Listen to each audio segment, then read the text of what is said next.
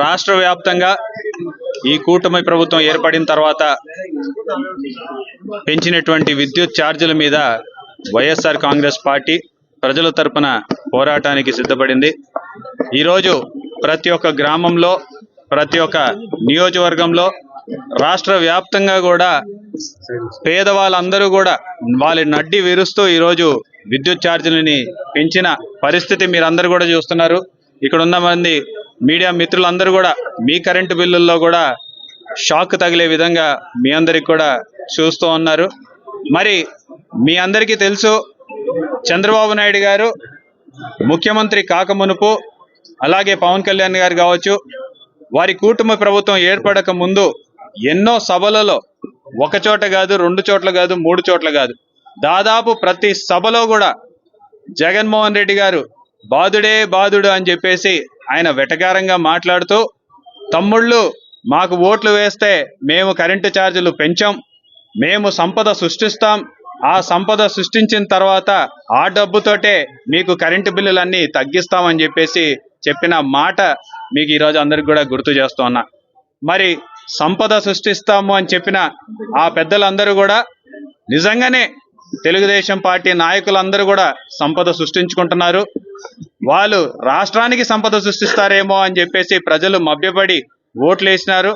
వాళ్ళు రాష్ట్రానికి మేలు చేసి కరెంటు ఛార్జీలు తగ్గిస్తారేమో అని చెప్పేసి వాళ్ళకి ఓట్లు వేసినారు. వాళ్ళకి సూపర్ 6 అని చెప్పేసి నీకు 15,000, నీకు 15,000, నీకు 18,000 అని చెప్పేసి అవి నిజంగానే వస్తాయేమో అని చెప్పేసి వాళ్ళు మోసపోయి ఈరోజు ఓట్లు వేసినటువంటి పరిస్థితి. మరి ఈరోజు ఒక్కొక్కసారి ప్రతి నెల ఏదో ఒక రకంగా వాళ్ళ నడ్డి విరుస్తున్నటువంటి పరిస్థితి మీరందరూ కూడా గమనిస్తూ ఉన్నారు. ఈరోజు 600 రూపాయలు, 500 రూపాయలు వచ్చే కరెంటు బిల్లు 1000 రూపాయల్లో 1000 రూపాయలకు పైగా వస్తుందంటే ఒక సామాన్య పేద మధ్యతరగతి కుటుంబాలు ఎలా నివసించగలుగుతాయో ఒకసారి ఆలోచించమని చెప్పి కోరుతున్నా. దాదాపు 15,600 కోట్ల రూపాయలు ఈరోజు ప్రజల మీద భారం వేసినటువంటి పరిస్థితి ఈ ప్రభుత్వంలో చూస్తున్నాం. ఎక్కడైనా సరే స్మార్ట్ మీటర్లు బిగిస్తే దానిని మీరు పగలగొట్టండి అని చెప్పేసి ఆ పెద్ద మనిషి గతంలో పిలుపుని కూడా ఇచ్చారు. మరి ఇప్పుడేమో ఖచ్చితంగా స్మార్ట్ మీటర్లు అమలు చేస్తాం, స్మార్ట్ మీటర్లు బిగిస్తాం, ఇష్టం లేకపోయినా సరే బలవంతం చేసి ఈరోజు ప్రతి ఒక్క గ్రామాల్లో కూడా స్మార్ట్ మీటర్లు బిగిస్తున్నటువంటి పరిస్థితి ప్రజలందరూ కూడా గమనిస్తూ ఉన్నారు. మరి గతంలో 200 యూనిట్లు ఉచితంగా ఎస్సీ ఎస్టీ పేదలకి ఇస్తాము అని చెప్పేసి ఆ రోజు ఒక్క రూపాయి కూడా వాళ్ళ నుంచి వసూలు చేయనటువంటి పరిస్థితి నుంచి ఈరోజు వివిధ ఛార్జీల పేరిట వాళ్ళ నుంచి కూడా డబ్బులు వసూలు చేస్తున్నటువంటి పరిస్థితి ప్రజలందరూ కూడా గమనిస్తూ ఉన్నారు. మేము ఒకటే కోరుతున్నాం, ఈ ప్రభుత్వాన్ని మీరు ఏదైతే మాట చెప్పి వచ్చినారో, ఏదైతే మాయ మాటలు చెప్పి గద్దెనెక్కినారో ఆ మాట మీద నిలబడండి అని మాత్రమే మేము కోరుతున్నాం. ఈరోజు ప్రజల మీద వేసిన భారాన్ని తగ్గించండి అని చెప్పేసి మేము కోరుతున్నాం. దాదాపు 15,600 కోట్లు మీరు సంపద సృష్టించి ప్రజల నడ్డి విరచకుండా ఆ డబ్బులు మీరే పే చేయమని చెప్పేసి మేము కోరుతున్నాం. ఎందుకంటే సంపద సృష్టించడంలో చంద్రబాబు నాయుడు గారికి మించిన వాళ్ళు ఎవరూ లేరు. కూటమి ప్రభుత్వం ఏర్పడిందే ఆ సంపద సృష్టిస్తామనే ఒక మాట మీద. కాబట్టి మరి సంపద సృష్టిస్తుంది అంతా ఎక్కడికి పోతుంది, ఎవరి జోబుల్లోకి పోతుంది అని చెప్పేసి కూడా ఈ సందర్భంగా ప్రశ్నిస్తున్నాం.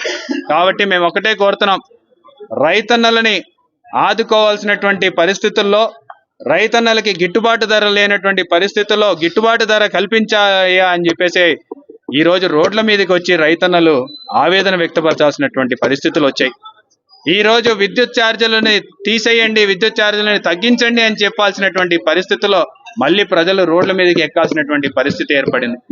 కేవలం 6 నెలలు 7 నెలల్లోనే ఏదైతే హామీలు ఇచ్చారో అన్ని తుంగలో తొక్కుతూ ఒక్కటంటే ఒక్క హామీ కూడా ఈరోజు సూపర్ 6లో ఒక్కటి కూడా నెరవేర్చాము అని చెప్పుకోవడానికి పరిస్థితి లేదు.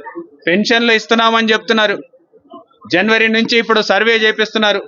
దాదాపు చాలా మంది పెన్షన్లు తీసేయమని చెప్పేసి మాకు ఆజ్ఞలు వచ్చాయి, పైనుంచి మాకు అథారిటీస్ చెప్పారు అని చెప్పేసి కింద ఈరోజు మున్సిపల్ సిబ్బంది కావచ్చు, లేకపోతే ఆఫీసర్లు చెప్తున్నటువంటి పరిస్థితి.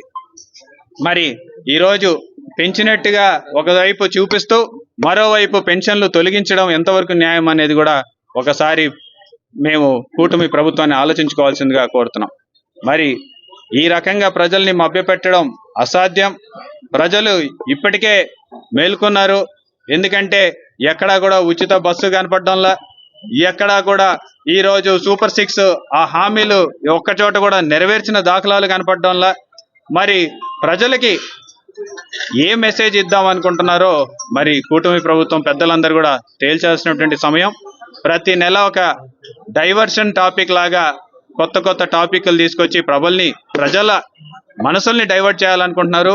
కానీ మీరు చేస్తున్నటువంటి ఈ రకమైన పన్నుల వల్ల, కరెంటు ఛార్జీల వల్ల కావచ్చు, లేకపోతే రైతన్నలకి చేస్తున్నటువంటి ద్రోహం వల్ల కావచ్చు, ప్రజలు మిమ్మల్ని తిరస్కరిస్తున్నటువంటి పరిస్థితి ఆల్రెడీ స్టార్ట్ అయ్యింది. ఇంకా పెరుగుతుందని చెప్పడంలో ఎటువంటి సందేహం లేదని చెప్పి తెలియజేసుకోండి.